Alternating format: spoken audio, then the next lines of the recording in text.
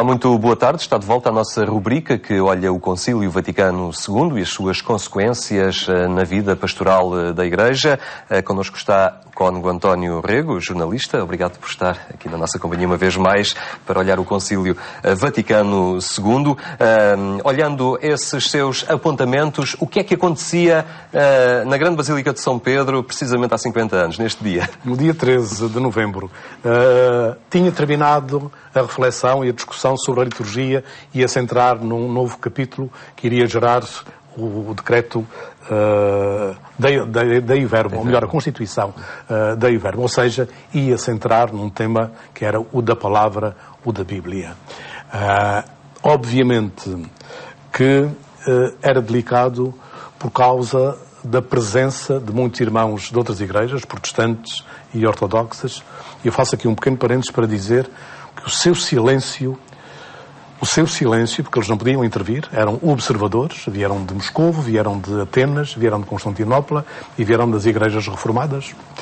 O seu silêncio era muito importante porque os padres conciliares, os bispos e os cardeais que intervinham, tinham um cuidado extremo em não ferir os não católicos que lá estavam. Não era negando qualquer verdade, nem renunciando a qualquer afirmação da Igreja Católica. Mas tendo presente que isto podia ser uma altura para se repensar a forma de dialogar com as outras confissões religiosas. E um dos pontos, de facto, essenciais eram as fontes da tradição, portanto, a palavra de Deus e a tradição, as fontes da fé.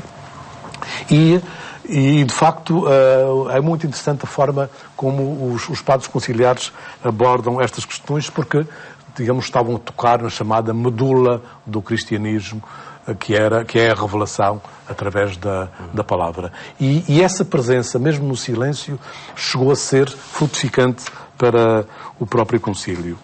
Fazem-se contas também às intervenções. Houve 321 intervenções desde o princípio até aqui, mais do dobro que só do concílio anterior, do Vaticano I, o que quer dizer que havia uma grande vontade de dizer e um grande clima para se falar. Este concílio teve, de facto, isso. Falou-se com clareza, com liberdade. O próprio Papa João XXIII usou esta expressão quando ele recebe os bispos franceses e diz que há dissensões, há diferentes, mas não se assustem, não tenham medo.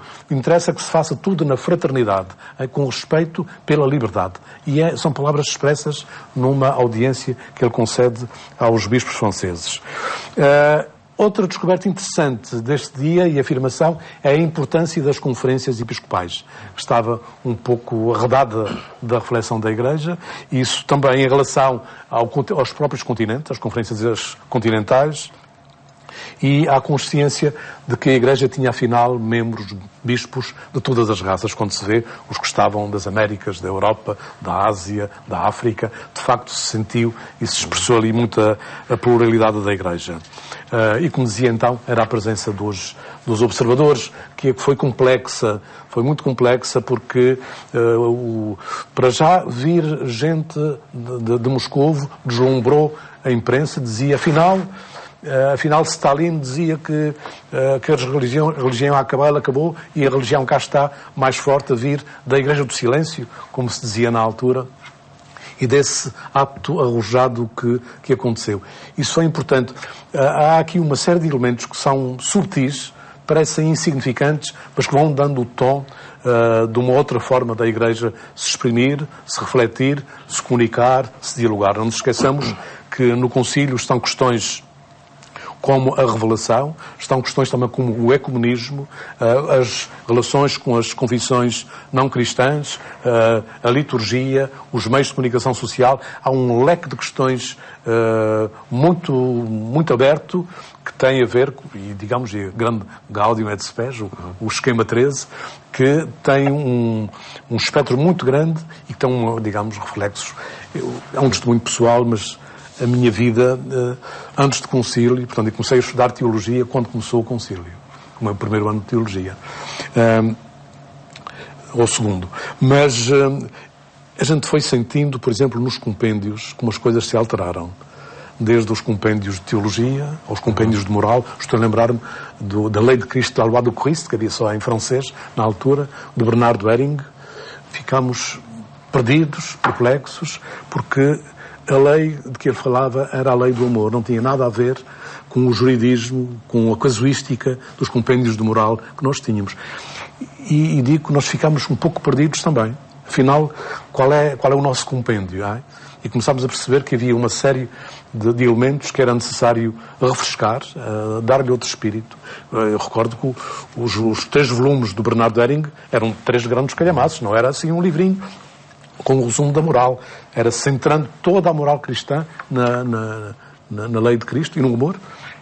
E, portanto, dá-se efetivamente uma transformação em toda a gente que tinha esta abordagem mais próxima. Obviamente que nem todos os cristãos talvez se interessassem por todos estes problemas desta forma, mas nós que íamos estudando a teologia fundamental, que íamos estudando a moral, íamos estudando o direito canónico, a liturgia, fomos percebendo que de facto estava a acontecer uma perspectiva do olhar sobre a Igreja e depois sobre o mundo na Gaudium et Spes. Falou aí há pouco no famoso Esquema 13, que daria origem à Gaudium et Spes. Esse foi o nome de um programa de rádio ao qual esteve ligado na Rádio Renascença alguns anos depois do fim do concílio, do encerramento do concílio. Como é que foi depois esse trabalho, esse esforço de servir essa novidade do concílio através da comunicação social e que marcou muito os seus anos, ou primeiros anos também de trabalho na comunicação social? Gaudium et Spes, portanto, o esquema 13, chamava-se esquema 13 porque cada um dos temas chamava-se esquema na altura. E o esquema 13 é de facto o que trata a Igreja e o mundo contemporâneo. No mundo contemporâneo. E de facto isso era definitivo, esse olhar novo sobre o mundo, não para o condenar, para se alegrar e se entristecer com as alegrias e com as tristezas desse mundo, para fazer uma grande exaltação à dignidade da pessoa humana. E, portanto, isso marcou, efetivamente, o olhar e a relação da Igreja com o mundo, com os cristãos, com os não cristãos, com os não crentes, com todos, com os antigos inimigos. Não nos esqueçamos que neste concílio não existem penas, não se dão leis às quais corresponde, por ausência, uma penalização. É um concílio aberto, de diálogo, de entendimento com a contemporaneidade. Isso é muito importante e acho que marcou a minha vida e marca a minha vida. Eu acho que não me vou arrepender nunca de ter ido por esse caminho.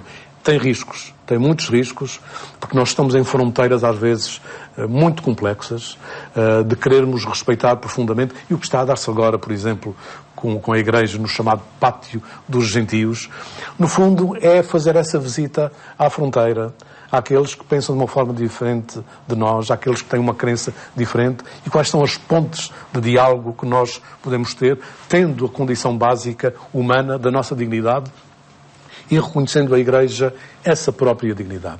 Portanto, foi isso tudo que me foi inspirando e arranjar um programa diário que tinha o nome de Esquema 13. E por isso as questões todas do Homem 2 cabiam lá dentro, algumas incomodavam, paciência, às vezes me sentia incomodado, mas era preciso de facto realçar isso. Tinha uma temática de missões, de missões, tinha uma temática também de juvenil, tinha outra que abordava questões concretas de caráter social, enfim, e outros cada dia 30 minutos para tratar dessas questões, com uma equipa que estava em rodagem e que fazia esse programa e que dei o nome com muito gosto de Esquema 13. Não fui eu que inventei o nome, copiei-o de concílio. Certamente uma rubrica, um programa que muito ajudou a fazer passar ao fim e ao cabo esta novidade do concílio também para as comunidades locais. Cônego António Rego, obrigado por ter estado connosco aqui hoje, esta tarde. Foi um novo olhar em relação ao Concílio Vaticano II que aconteceu há 50 anos. Tenha uma boa tarde.